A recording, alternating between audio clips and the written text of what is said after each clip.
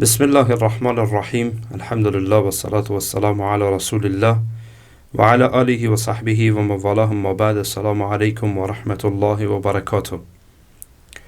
برادران و خواهران بزرگوار، میخوام که در این ویدیو به خدمت شما بزرگواران پیرامون فردی به نام ملا علی کردی صحبت‌های بکنم. و ویدیوهای این آدم در فضای مجازی منتشر هست، یعنی در حسابات مختلف و در به هر حال جاهای متعدد ما میبینیم که ویدیوهای این فرد موجوده و به تعبیری حالا نمیدانم میخوانه کور مادرزاد شفا پیدا میکنه و نمیدانم شخصی که گنگ به زبان در میآید و الی آخر، یعنی چیزهایی که در فیلم ها نشان داده میشه. به دو دلیل میخوام به این موضوع بپردازم. دلیل اول اینه که شبیه همچون افرادی را باید شناخت که آیا عمل کرده اینها طبق شرع است یا خلاف شرع. اگر خلاف شرع بود خب فهمیده میشه خیلی واضح که این یک دجال بیش نیست و یعنی منظور یعنی کسی است که دجال کاری میکنه و متاسفانه دجال بازی در میاره و مردم را فریب میده و به دنبالش میکشانه و به شکلی از طرف شیطان مأموره که تا مردم را از الله دور بکنه. و دلیل دوم اینه که دوستان عزیز، متاسفانه در میان ماها، یعنی در میان ما افغانها و خاصتا فارسی زبانها، این مشکل با عرض تأسف وجود داره. یعنی شبیه این دجال های پیدا شدن، همین کار میکنن با مردم. پس بنابراین امت اسلامی اینها را بشناسن و از اینها برحذر باشن. و به توفیق الله متعال بعد از این که در مورد این ملا علی کردی پرداختم و صحبت کردم، ان شاء الله که در مورد دجال هایی که در میان ما افغان ها ظهور کردن هم ان شاء الله صحبت هایی تلاش میکنم که داشته باشم. اولا ملا علی کردی چی کسی است؟ این شخصی است از در شمال عراق، یعنی در اربیل در واقع جای اصلیش می باشه، بدون اینکه یعنی تحصیلاتی داشته باشه، بدون اینکه شهادت یا به اصطلاح مدرک علمی داشته باشه، مدرک اکادمی داشته باشه، یعنی یا علم را در یک روزی فرا گرفته باشه، کدام استاد خاصی داشته باشه که پیش او علم فرا گرفته باشه به معنای واقعی کلمه وجود نداره. در ابتدای کار همچنان که در شرح حالش میایه، این به عنوان یک نظافتچی مسجده، یعنی یکی از مساجد کار میکنه، در اونجا مسجد نظافت میکنه و این یک افتخاره، یعنی انسان مسجد را نظافت بکنه. اما هدف من اینه که این طالب العلم حتی نیست که رفته باشه علم فرا گرفته باشه، حتی داخل مسجد در همین کارش هم نوع کوتاهی های انجام داده که سرانجام اون را از مسجد کشیدن و بعد از آن معروف شده در میان مردم به عنوان ملا، به عنوان ملا و مردم را که میشناسید. یعنی متاسفانه و شیطان هم در این راستا کار میکنه، یعنی تبلیغات میکنه برای همچون افرادی و شروع میکنه به کار کردن که من رقیه شرعی میکنم و بعد فلان میکنم و این میکنم و آن میکنم.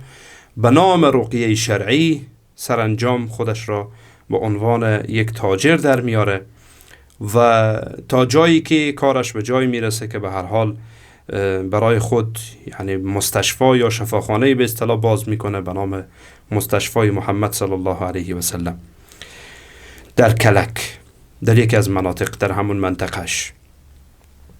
به هر حال این آدم دوستان عزیز و گرانقدر مشکلات بسیار جدی داره که من ان شاء الله به برخی از دجلکاری های این میپردازم. اما قبل از این که خواسته باشیم پیرامون دجلکاری های این فرد بپردازیم، من لازم میبینم که دو نکته را به خدمتتان عرض بکنم. اولا یک رقیه شرعی داریم، یعنی دم و دعایی که شرعی باشه، طبیعتا این جایزه و اشکال نداره و مشروع هست.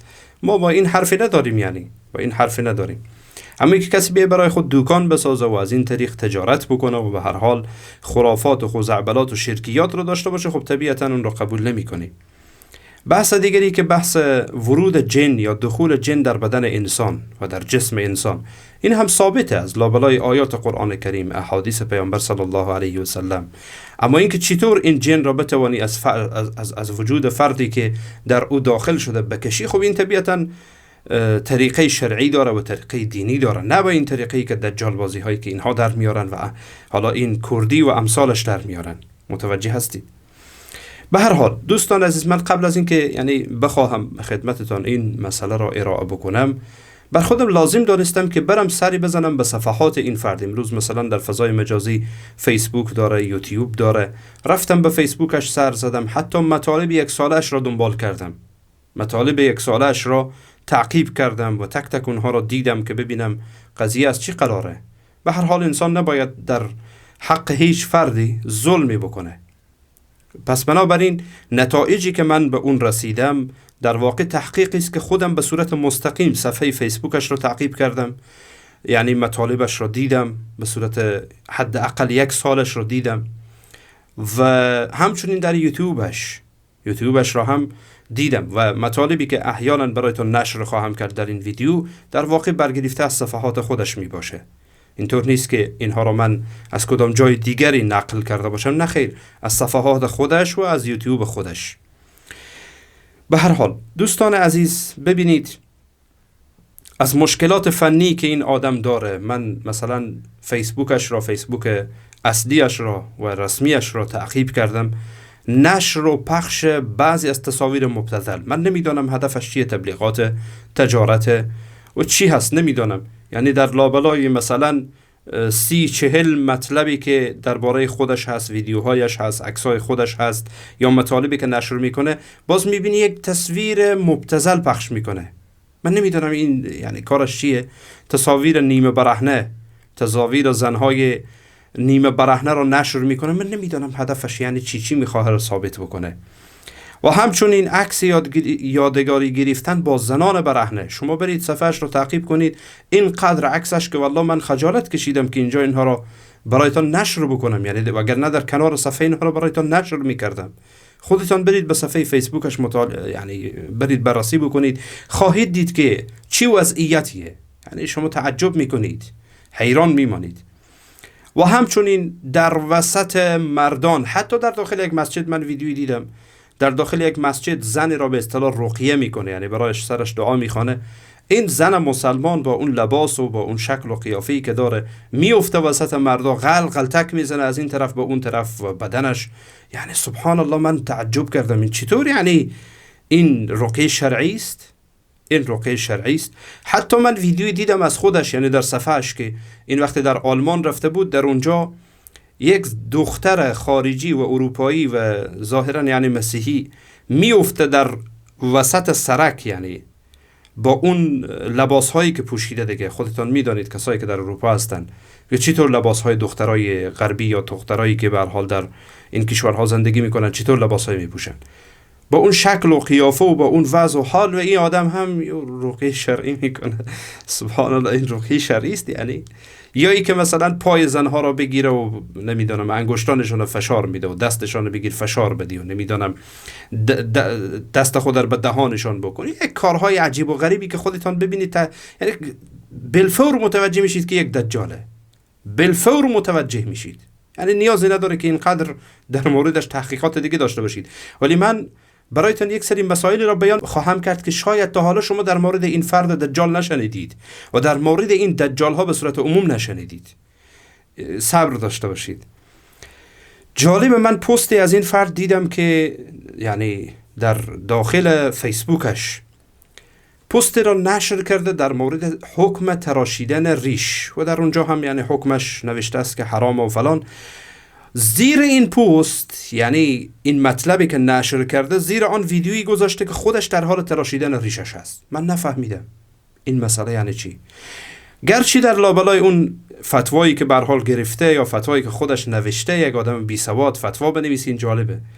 فتوایی که نوشته بعد بله اگر شخص مریضی داشته باشه اشکال نداره، اما تو چی مریضی داری من نمیدونم. خودش یعنی چی مریضی داره؟ دیگران را شفا میده و خودش مریضی داره که باید به سبب اون مریضی ریشش را بتراشه و میگه هر مریضی را من یعنی خوب میکنم به برکت قرآن. خب چرا مریضی خودت رو برطرف نمیکنی که تا ریشت را نتراشی؟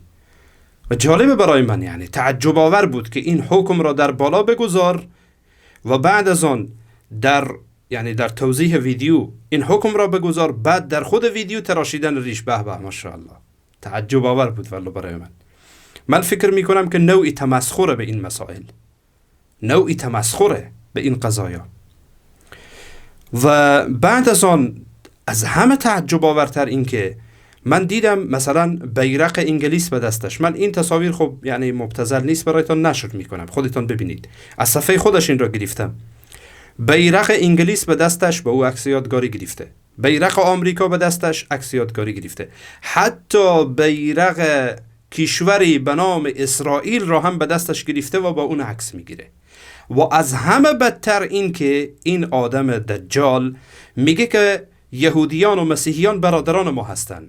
این تعجب آوره. این را با گوش خود من شنیدم در یک ویدیویی که این دجال صحبت میکرد که یهودیان و نصرانیان برادران ما هستن. و یعنی سبحان الله، پس این عقیده ولا و برا چی شد؟ اون هم از یک طرف تو کشورهای مانند اسرائیل و مانند آمریکا و مانند انگلیس و خیلی دیگه از کشورهایی که یعنی حتی در روسیه و جاهای دیگری که رفته، هند رفته مثلا، تصاویرش رو میبینید به دستش هست، تصویر بیرق که شعار اون کشوره. زیر این شعار و زیر این بیرق خونها ریخته شده، مسلمان ها به قتل رسیدن، مسلمان ها و انسان های بیگناه را کشتند، انسان های بیگناه را کشتند، کشورها را تباه و برباد کردند. کشوری به نام اسرائیل به وجود آوردن، بیرق برای آن ساختن که در واقع این خودش یک توهین برای امت اسلامیه. و این دجال میبینی که به دستش بیرق اون را با افتخار برای خود عکس میگیره. متوجه هستید؟ سبحان الله. از همه تعجب آورتر این که دوستان عزیز، من ویدیویی از این دیدم والله حیران ماندم. این ویدیو را برایتون نشر میکنم، خودتان ببینید. این خبیث را آوردن در یک یعنی در رسانه‌ای به زبان کردی صحبت میکنه و من از برادرایی که کرد بودن، یعنی یا برادرها و خواهرایی که کرد بودن، از ایشان استفاده کردم در این مسئله. ویدیو را برایشان فرستادم، گرچه من دوبلش را دیدم یا به اصطلاح زیرنویسش را دیدم، ولی اعتماد نکردم، گفتم شاید که ممکن کدام چیز دیگری باشه. بعد رفتم این را فرستادم برای برخی از دوستایی که کرد بودن که برای من ترجمه کنید که این چی میگه. دوستان از این ویدیو رو من برایتان نشر میکنم با صدا و تصویر، خودتان ببینید و حکم کنید. ببینید در این ویدیو این آدم در یک مناظره به اصطلاح در گفتگویی هست، در اونجا ادرار خودش رو، ببخشید دوستان عزیز اکرمکم الله، یعنی گل برویتان، ادرارش رو در اونجا برده، چون این اعتقاد به این داره که اگر کسی ادرارش رو با شیر خلط بکنه بخوره برایش مفیده. ادرار خود فرد رو، یعنی لا حول ولا قوة الا ادرارش رو میگه بخوره برایش فایده داره. بعد خودش همین کار میکنه، ادرارش رو برده اونجا در داخل استودیو همراه شیر جلو همه خلط میکنه. بعد بسم الله لا حول ولا قوة الا بالله. وقتی که میخواه این رو بنوشه، خبیث میگه بسم الله الرحمن الرحیم و بعد مینوشه. ویدیو رو خودتان ببینید و خودتان حکم کنید. ستانو بپزیشکی و ماکا هم داهنانه چیه؟ او داهنانێکی نوێیە باشترین چارەسەرە 3 ساعت جێ بداتە قورئانی. ئەوە میزی خۆمە با هەموو جیهان بزانی کوردستان داهێنانێکی نوێیە، نە پێغەمبەری خوای فەرمووی جارە پێشەوەی ئەوە بخۆیتەوە یەک ئەو بەڕێزەی بدەمەوە.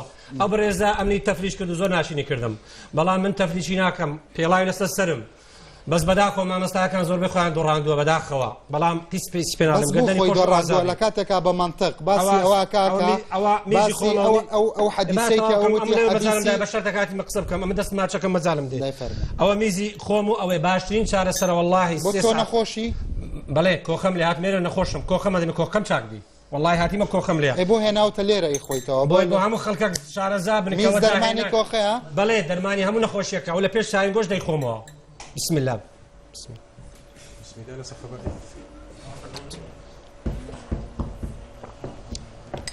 داهێنانێکی نوێیە بە ئیزنی خوای، شیر باشترین شیفایە.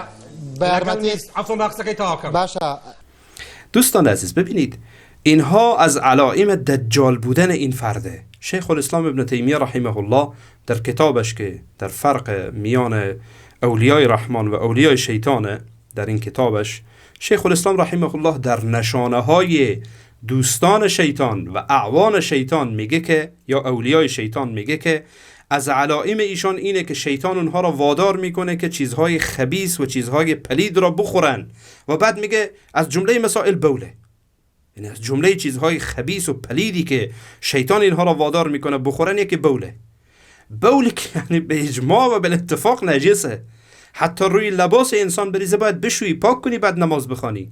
و حتی ما حدیث صریح داریم که رسول الله علیه السلام میگن که بیشترین عذاب قبر به خاطر اینه که شخص بی‌نظافتی بکنه و متوجه نباشه و بول بالای لباسش بریزه و این لباسش نجس باشه. پیامبر علیه السلام میگن که این خودش وسیله‌ای برای عذاب قبره. بعد این آدم خبیث میه اون بول خودش رو در محضر عام میخوره و بعد میگه بسم الله الرحمن الرحیم. بعد یک تعداد یعنی ملا علی کردی گفته یعنی دنبالش هنوز روانه، لا حول ولا قوة الا بالله. و یک تعداد خبیث دیگری، دجال دیگری از اون تقلید میکنن در میان ما فارسی زبان ها که من انشاءالله به اونها هم خواهم پرداخت به توفیق الله متعال سبحانه و تعالی. دوستان عزیز، این مدعی هست، این انسان خبیث و دجال مدعی هست که من رقیه شرعی میکنم از آیات قرآن و از برکت قرآن. اولین سوالی که مطرح میشه، تو مگر قرآن خواندن بلدی؟ قرآن خواندن بلدی؟ دوستان عزیز، من رفتم به صفحه یوتیوبش. اینجا رو من برایتون یک لحظه نشان بدم که خودتون ببینید به چشم سر، یعنی مشاهده بکنید که این آدم چی میخوانه. دوستان عزیز، این از صفحه یوتیوب خودش هست به نام الرقیة الشرعیه به صوت شیخ ملا علی الکردی. شیخ یعنی خلاص شیخ دیگه، تمام. این را از صفحه یوتیوب خودش گرفتم. گوش کنید که این رقیه شرعی میخوانه. گوش کنید قرآن خواندنش را. الشرعية بصوت الشيخ علي محمود الكردي. أعوذ بالله من الشيطان الرجيم. بسم الله الرحمن الرحيم. الحمد لله رب العالمين. دوستان عزیز دقت کنید، این حتی تلاوت قرآن رو یاد نداره. الحمد لله رب العالمین. العالمین من نیست، تمام یعنی سوره مبارکه فاتحه رو اشتباه میخوانه. دقت کنید. بسم الله الرحمن الرحیم، بعد الحمد لله رب العالمین، من نیست، مین. الحمد لله رب العالمین. دقت کنید دوستان عزیز. حتی بعد الرحمن الرحیم صدای خود رو یعنی کش میده، فکر میکنه که بلده. یاد نداری بابا جان، برو یاد بگی جایی. اکثر اینها اینطورن. ما رقیه شرعی میکنیم، مگر تو قرآن بلدی که رقیه شرعی میکنی؟ سوره فاتحه را بلد نیستید اکثر شما. گوش کنید. الرحمن الرحیم. اصلا اشتباهه. ایاک نعبد و ایاک نستعین. اشتباهه، اشتباه فاحشه. تو فرق نستعین و نستعین نمیفهمی، بعد رقیه شرعی میکنی. گوش کنید. سوره فاتحه دوستان عزیز بلد نیست. اعوذ بالله من الشیطان الرجیم اشتباه میخوانه. بسم الله الرحمن الرحیم اشتباه میخوانه. سوره فاتحه اشتباه میخوانه. بعد این دجال مدعی با این همه خباثت هایی که داره، مدعی هست که چیه؟ من رقیه شرعی میکنم. کجا رقیه شرعی؟ بر اساس چی؟ اگر بر اساس قرآن که اشتباه میخوانی. گوش کنید. الصراط المستقیم. ما در کل قرآن مستقیم نداریم. مستقیم نه مستقیم. یعنی چی؟ صراط الذين أنعمت عليهم غير المغضوب عليهم ولا الضالين. ایتالا غیر المغضوبی و غیر المغضوبی، غیر المغضوبی ولا الضالین نمیفهمه، میگه غیر المغضوبی ولا الضالین. برو بخیر. یعنی سبحان الله. یعنی گوش کنید، یعنی من برایتون کمی نشر میکنم که متوجه بشید که این دجال ها حتی تلاوت قرآن را بلد نیستن.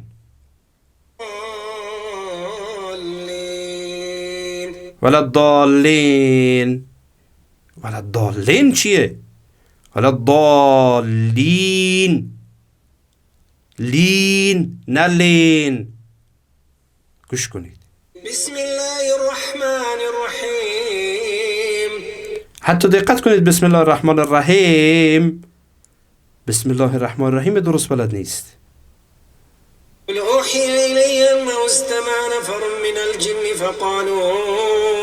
فقالوا انا سمعنا قرآنا. فقالوا یعنی چی؟ اینجا مادامی که تو وقف بکنی مد ساقط میشه. فقالو اگر وصل بکنی مد منفصل میشه. یعنی بلد نیست دوستان عزیز، بلد نیست. والله من میخوام این را برایتان بگم که دوستان گرانقدر اینها بلد نیستن حتی تلاوت قرآن را. حتی من یعنی یک ویدیو دیگه از این دیدم میخونه، درم اینجا میخونه و ننزل من القرآن ما هو شفاء و رحمت المؤمنین و رحمت المؤمنین، همینطور میگه. یعنی لا حول ولا قوة الا بالله. یعنی این قرآن کریم بلده. این میخواد رقیه شرعی بکنه و یک تعداد دیگری یعنی دنبال ای هستن که ما بریم پیش این رقیه شرعی بکنید. این رقیه شرعیش هست، والله المستعان، عجیبه. به هر حال دوستان عزیز، خب این هم تلاوت قرآنش که دیدید. بعد دوستان گرانقدر و دوستان عزیز، اکثر مواردی که این آدم یعنی میاره نفر رو که ببینین کور مادرزاد بود این شفا یافت، نمیدونم این گنگ بود خوب شد، نمیدونم این فلان بود این شد، این فلان بود آن شد. درسته؟ شما دوستان عزیز در اکثر این موارد متوجه خواهید شد و حتی افشا شده. من برایتان ویدیو رو نشر میکنم که افشا شده این مسئله. اینها ساختگی است و این دجال ها غالبا کار اینها اینه. مثلا با افرادی ساخته هستن، اینها رو میارن در حضور مردم که ببینید این اتفاق برایش میفته. درسته؟ من هیچ آشنایی قبلا با این نداشتم. یک سناریو سرتان بازی میکنه، بعد از آن میاد جلو رویتان، ببینید این اتفاق افتاد، نفر شفا یافت، نفر فلان شد. حالا بر فرض این دوستان عزیز، من این را هم خواهم گفت که حتی که اگر سناریو نباشه، آیا چون این چیز امکان داره؟ توضیح میدم برایتان. ببینید دوستان گرانقدر، اکثر اینها ساختگی است. حتی اگر شما در ویدیوها متوجه باشید، مثلا یک شخص گنگه به سخن میاد، الله اکبر سر و صدا میکنه، جیغداد میکنه. این نفری که به سخن آمده، شما فقط در حرکات چشمش، در حرکات خودش، یعنی زبان اعضا، اصلا یک مثلا یک در روانشناسی به اصطلاح یک مسئله وجود داره که اعضا خودش سخن میگه. یعنی شما در دست در حرکات دست نفر، در چشم انسان، در یعنی در عموما یعنی در اعضای انسان، خصوصا در چهره، شما میتونید بخوانید که این نفر، یعنی نمیتونید به صورت حتمی بگیم، یعنی حدس بزنید که این آدم چی کار میکنه، حدس بزنید که این آدم در چی حاله. متوجهید؟ میفهمه. انسانی که اندکی فراست داشته باشه متوجه میشه. شما در چهره های اینها نگاه کنید، هیچ نوع خوشحالی را احساس نمی کنید. یعنی چی؟ نفر تا حالا گنگ بوده، حالا با زبان آمده، باید حالا از شوق باید ضعف بکنه، بیفته، بیهوش بشه. نه اصلا عادیه برایش، فقط نگاه میکنه. بعضن خب سرشان افتاده است. نفر تا حالا نمیشنیده، حالا اولین بار شنیده. این باید عکس العملش کاملا متفاوت باشه. مثلا من دیدم بعضی از مریض هایی که یعنی اونها رو تداوی کردن، وقتی که لحظه اولی که او میخواه بشنوه از او فیلم گرفتن. لحظه اولی که میشنوه یک تکان میخوره، چون تا حالا نشنیده چیزی را. برای لحظه اول و وهله اول که میشنوه اصلا احساس دیگری برایش دست میده. اما این آدم نه، اون آدم تا حالا نشنیده، اینجای سر و صدا میکنه، اون نفر سرش افتاده، مشخصه که این آدم ساختگیه، این آدم کاملا ساختگیه. مثلا این آدم دجال وقتی در مدینه منوره رفت، در اونجا یک آدمی را پیدا کردن، یک پیرمرد ظاهرا افغانیه و در سعودی در اونجا زندگی میکنه.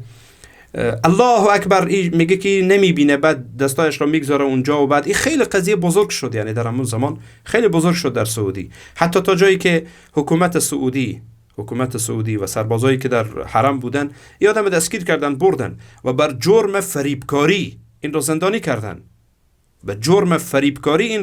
کردن. که این فریبکاری کرده، واقعا هم فریبکاری بود.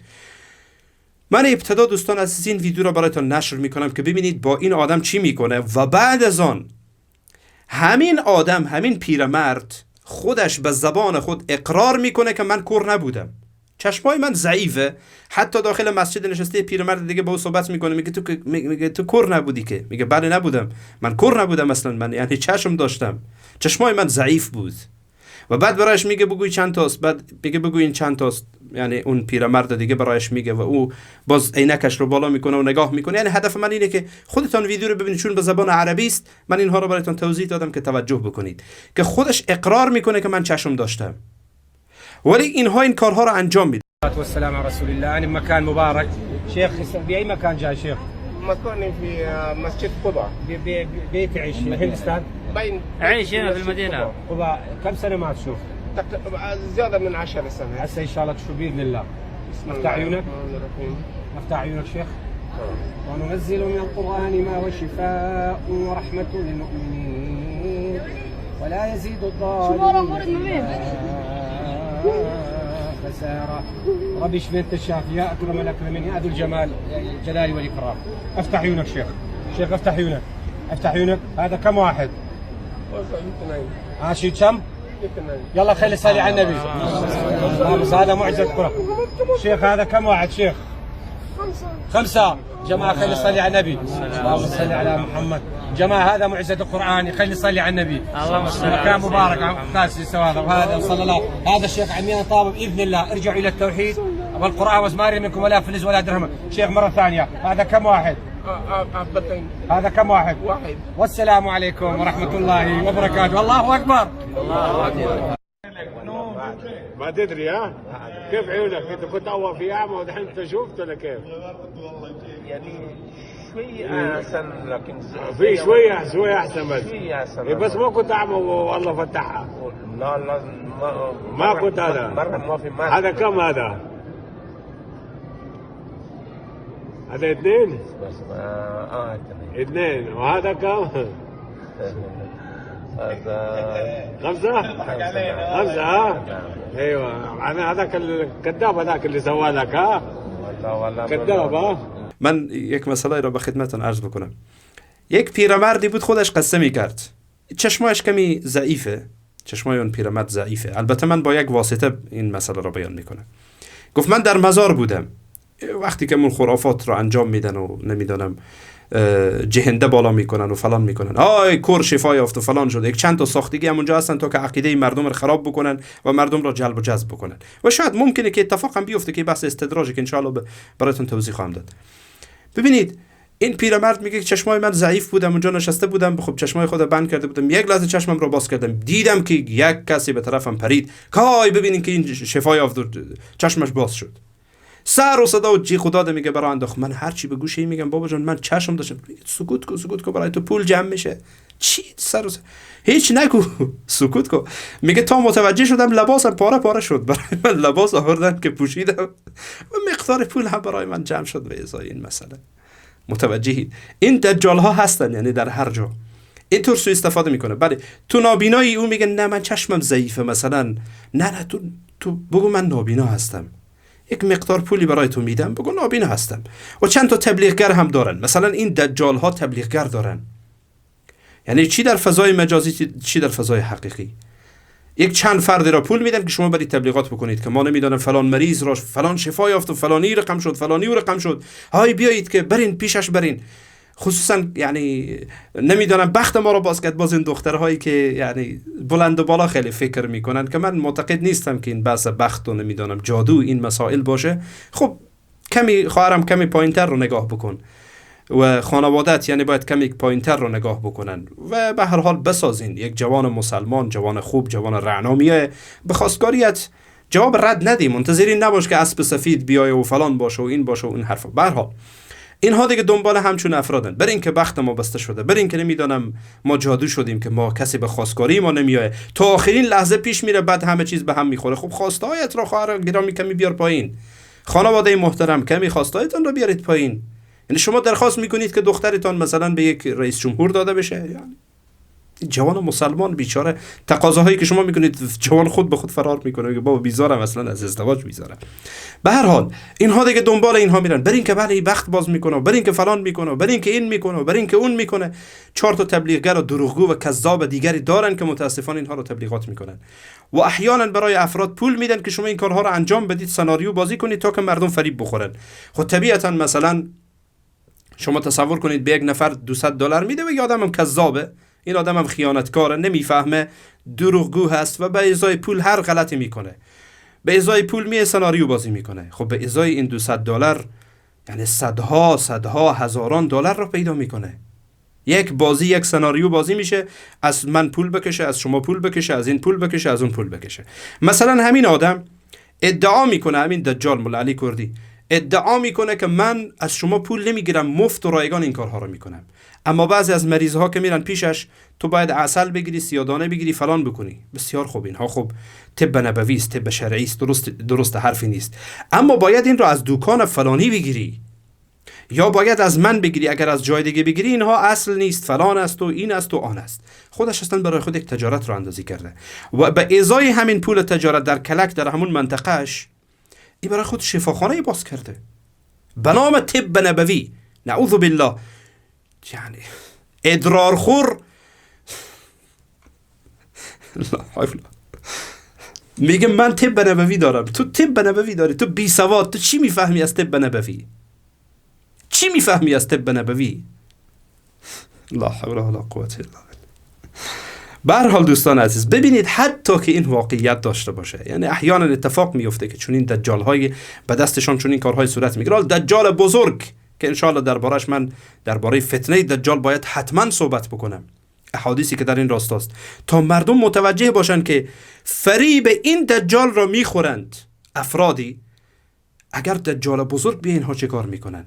دجال بزرگی که الله متعال به او قدرت داده که میتونه پدرتان را به جلویتان از قبر بکشه و زنده بکنه، میتونه انسان زنده ای را بگه بمیر بمیره، میتونه به یک لحظه کل دنیا را دور بزنه، بهشت و دوزخی داره برای خودش و انشاءالله این رو من توضیح خواهم داد و علائمی هم داره که مشخصه که این دجاله. خب مؤمنینی که ایمانشان قوی باشه، همچنان که از شر این دجال ها، جوجه دجال ها خودشان را خلاص میکنن، طبیعتا انشاءالله که از شر دجال بزرگ هم در امان خواهند موند، به شرطی که ایمان قوی باشه. متوجه هستید؟ ببینید حتی که دوستان عزیز گاهی اوقات این مسئله واقعیت داشته باشه، بحث استدراجه. من به عنوان مثال یک روایت رو برایتان میگم. روزی عبدالله ابن مسعود رضی الله عنه وارد خانه‌اش شد، دید که همسرش زینب در گردنش چیزی هست یا تارهایی هست و بعد گفت که دستش افتاد اونجا، دید که این تارهاست. گفت اینها چیه؟ گفت اینها رقیه هست، یعنی دم است به اصطلاح. بعد از آن ابن مسعود رضی الله عنه این را گرفت، کند و انداخت دور. گفت خانواده عبدالله از این شرکیات در واقع مبرا هستند. لقد اصبح آل عبدالله اغنیاء عن الشرك. درسته؟ سمعت رسول الله صلی الله علیه و سلم یقول ان الرقى والتمائم والتوله شرك الی آخر. گفت من از پیامبر شنیدم که اینها شرکه. و بعد همسر عبدالله ابن مسعود گفت که ای عبدالله، وقتی که من این را به گردنم میکنم از چشمم آب نمیریزه، از چشمم اشک نمیریزه، اما وقتی که از گردنم این را بیرون میکنم از چشمم اشک میریزه، آب میریزه. عبدالله ابن مسعود میگه که در واقع این همان فتنه شیطانه یا به اصطلاح بازی شیطان با تو، که وقتی تو این کار را انجام میدی میگه ذاک شیطان، این شیطانه که در واقع در تو این کار انجام میده. اذا اطعته ترککی، وقتی که تو او را اطاعت میکنی و او را پیروی میکنی چی میشه؟ تو را ترک میکنه، رها میکنه. اما و اذا عصیته طعن باصبعه فی عینک، یعنی وقتی که تو باز برخلاف او کاری انجام میدی، یعنی این کار انجام نمیدی، این شرک نمیکنی، انگشتش را به چشمت میکنه و خاطر این آب میریزه. و بعد از اون میگه چرا تو این کار نمیکنی؟ مثلا از دعایی که از پیامبر علیه الصلوة والسلام ثابت این را بخوانی. و این روایت در سنن ابن ماجه هست، روایت شماره 3530. هدفم اینه و حدیث را شیخ البانی رحمه الله صحیح میدانه. ببینید دوستان، از هدفم اینه که شما میبینید که این عملیه را شیطان گاهی بازی میکنه از باب استدراجه. حتی شما در میان هندوها میبینید که چون این افراد مانند مولا علی کردی وجود دارن، در میان مسیحیان افرادی هستن که مانند مولا علی کردی وجود دارن. این دلالت بر این نمیکنه که اونها بر حق باشن. این مسئله بازی شیطان، گاهی اوقات گاهی بازی شیطانه برای انحراف عقاید، برای اینکه شخص توکلش و عقیدهش از الله متعال سبحانه و تعالی نعوذ بالله ضعیف بشه. و یکی از اهدافی که در واقع این انسانهای دجال و خبیث دارن همینه که رابطه شما را با الله ضعیف میکنن. رابطه شما همه میشه شیطانی، رابطه شما میشه جنی، شما از جن میترسید، از شیطان میترسید، از این دجال ها میترسید و امثالشان. و حتی بعضی ها جرئت نمیکنن که بر علیه این دجال ها صحبت بکنن که مبادا جنیاتشان کاروباری بکنن، جنیاتشان بیای من را اذیت بکنه. الله متعال سبحانه و تعالی کسی که به او توکل داشته باشه را الله حفظ میکنه. هیچ شیطانی و هیچ جن نمیتونه که به او کدام صدمه وارد بکنه. مگر اینکه انسان یک لحظه بی خود بشه، یک لحظه به هر حال از الله سبحانه و تعالی غافل بشه و شیطان و جن بتونه که بر انسان صدمه وارد بکنه و الله متعال ما را حفظ بکنه. ما ترسی نداریم، حتی که دوچار مشکلی بشیم باز هم به الله رجوع میکنیم، نه به این شیاطین، نه به این دجال ها، نه با این روش که روش نادرسته و روش صحیح نیست و روش دجالگری است، روش شیطنته، روش بولخوری، ادرارخوری است، روشیه که شما را به کفر و شرک نزدیک میکنه، حتی روشی است که گاهی اوقات شما را به شرک مبتلا میسازه، به کفر مبتلا میسازه، به بدعت مبتلا میسازه. یعنی چی؟ روش شرعی و روش درست را باید مد نظر گرفت. و در واقع دوستان عزیز هدفم اینه که اینها میخواهند به نحوی عقاید مسلمان ها را خراب بکنن، عقاید مسلمان ها را تضعیف بکنن، باور مسلمان را به الله متعال ضعیف بکنن. هدف نهایی و هدف آخری این انسان های دجال صفته. الله متعال سبحانه و تعالی امت اسلامی را از شر اینها در امان داشته باشه و از شر اینها الله سبحانه و تعالی حفظ بکنه. دوستان عزیز درباره این فرد دجال حرفای بسیار زیادیه، یعنی من وقتی که صفحاتش را دنبال کردم خیلی چیزا دستگیرم شد، حتی از عزیزایی که در کردستان بودن از ایشان پرسیدم، یک سری مسائل را برای من معلومات دادن. خب من لازم میبینم که به همین مقدار اکتفا بکنم، چون نمیخوام که زیاد طولانی بشه و مبحث خیلی گسترده بشه، گرچه همین حالا هم تقریبا یعنی طولانی شده. جزاكم الله خیرا و بارک الله فیکم. الله متعال سبحانه و تعالی شما را در حفظ و پناه خود داشته باشه. الله متعال یار و مددگارتان باشه. السلام علیکم و رحمت الله و برکاته.